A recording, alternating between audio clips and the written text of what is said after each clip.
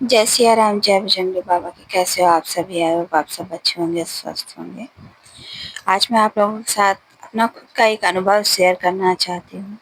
कैसे मेरे जीवन के हर कार्य बनने लगे। कभी कोई भी मुसीबत कुछ भी जो भी आती, ऐसा लगता है कि एक मुसीबत आती बाद में है, उसका हल पहले ही मिल जाता। हर काम बनने लगता। हर खुशहाली मेरे जीवन में कैसे आई, क्या हुआ, मैं आप लोगों के साथ आज खुद का अनुभव शेयर करना चाहती हूँ आप लोगों के साथ। तो आप लोग भी हनुमान जी के भक्त हैं, राम जी के भक्त हैं, अगर उन्हें अपना गुरु मानते हैं तो आप भी कमेंट बॉक्स में जय सिया राम, जय बजरंगी बाबा ज़रूर से लिखिएगा। जब हम लोग छोटे थे तो हम लोग मंदिर जो था, बहुत बड़ा मंदिर था हमारे यहाँ। उसमें हमारे बाबा जी पुजारी थे। तो जब वो पूजा करते थे, फिर हम लोग भी सब लोग मंदिर में, और बहुत सारे कमरे बने हुए थे किराए पे रहने के लिए, हम सब लोग रहते थे उधर। तो वहाँ चले जाते थे, बहुत सारे बच्चे पूजा करते थे। तो 5 साल की उम्र में ही मैंने हनुमान चालीसा पाठ शुरू कर दिया था, पढ़ने लगी थी मैं। जब हनुमान चालीसा की बहुत सारी किताबें मंदिर में थी, सुंदरकांड की थी, रामायण भी थी। हर मंगलवार को, शनिवार को सुंदरकांड का पाठ होता था। होते करते हम लोग भी काफ़ी सुंदरकांड साथ में पढ़ने लगे। और हनुमान चालीसा तो मुझे ऐसे ही रट गई थी। जब उसमें चौपाई सुनी, ये सब कुछ, तो कहते हैं ना, एक विश्वास मन में बचपन से ही आ जाता है किसी चीज़ का। तो बस विश्वास मन में आ चुका था।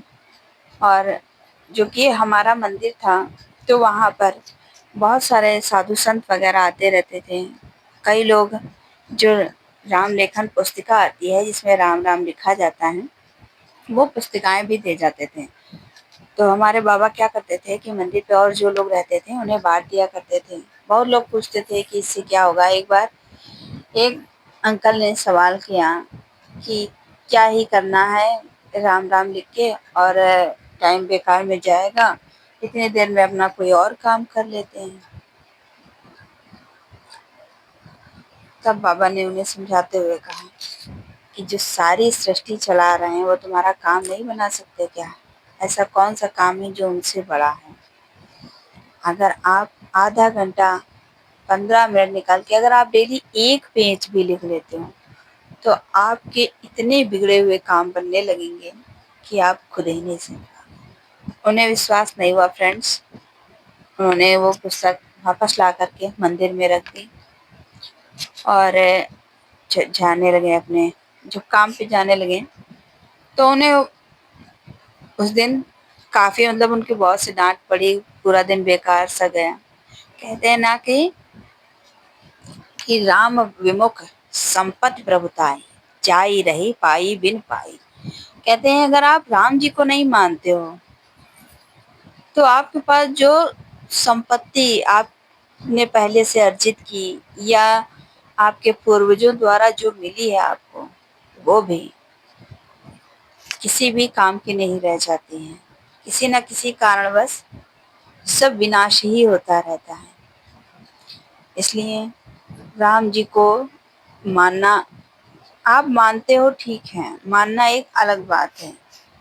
और डेली उसका सुमिरन करना, उस नाम को सुमिरन करना। कहते हैं हम मानते तो बहुत है, लेकिन उस मान की प्रदर्शिता क्या है? फिर उन्होंने, अंकल ने, फिर वो आए कल शाम के समय, तो उन्होंने बोला कि हाँ पंडित जी, गलती हो गई हमसे। और तब बाबा ने उन्हें बताया कि आप सुबह नहा धो करके, ये शाम के समय, अगर आपको सुबह टाइम नहीं मिलता है तो शाम के समय फिर से स्नान करो। एक चौकी रखो जिसपे एक लाल रंग का है, ये लाल ना हो तो पीला भी कपड़ा बिछाओ।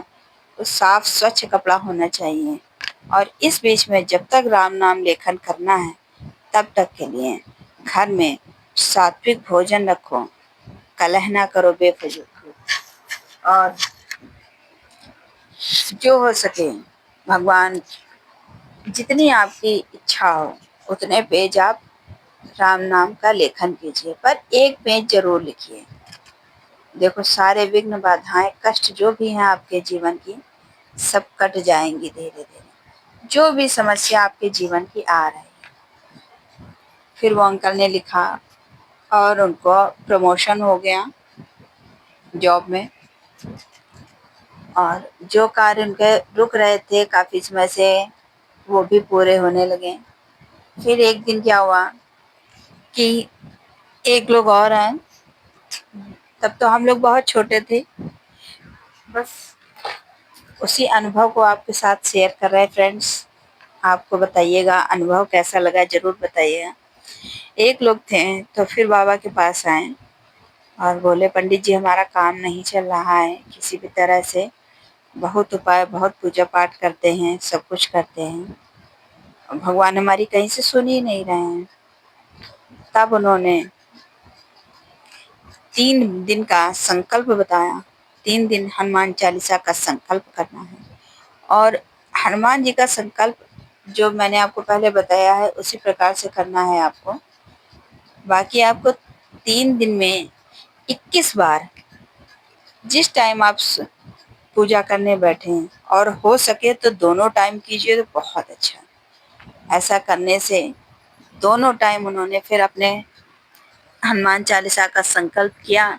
सुबह 21 बार पढ़ा और शाम को स्नान करने के बाद फिर से चौकी के पास बैठकर फिर से 21 बार हनुमान चालीसा का पाठ किया।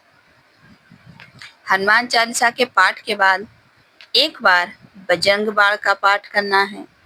बजरंग बाण का पाठ इसलिए क्योंकि ये तात्कालिक प्रभाव के लिए सर्वोत्तम माना जाता है। कहते हैं जब बहुत ही ज़्यादा विघ्न बाधाओं परेशानियों से घिर जाओ, जब आपको लगे कुछ समझ में नहीं आ रहा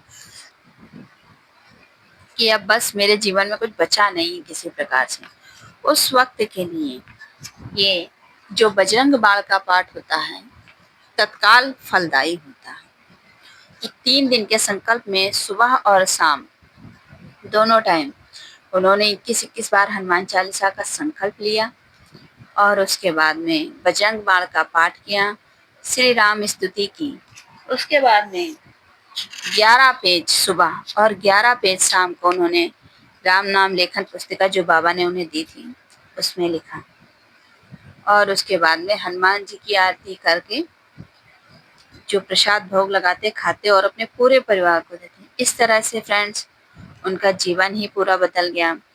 3 दिन में ही उनका जो कार्य था सारे कार्य बन गए। उनके बच्चों के जो रिजल्ट आने थे, ऐसा लगता था उनके साथ चमत्कार हो गया। वो आए मंदिर में, भगवान को प्रसाद चढ़ाया, बाबा के चरणों में दंडवत प्रणाम करके लेट गए। बोले आज आपने जो उपाय बताया उस उपाय से मेरी ज़िंदगी बदल गई पंडित जी, और देखिए मेरे घर में सब कुछ अच्छा हो गया। जो मेरा काम नहीं बन रहा था सालों से, अब मेरा वो काम बन गया। मेरे बच्चे भी सही रास्ते पे आ गए।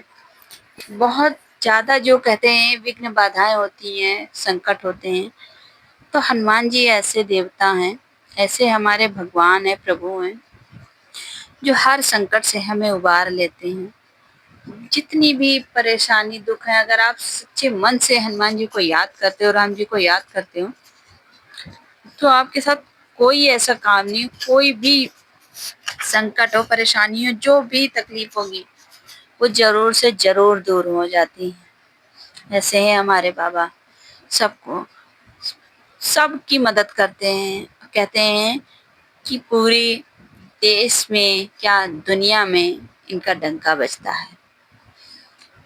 हर जगह कोई भी व्यक्ति किसी भी विघ्न बाधा परेशानी में हो, आप हनुमान जी को याद कीजिए और देखिए सच्चे मन से याद करने पर वो आपकी कैसे मदद करते हैं।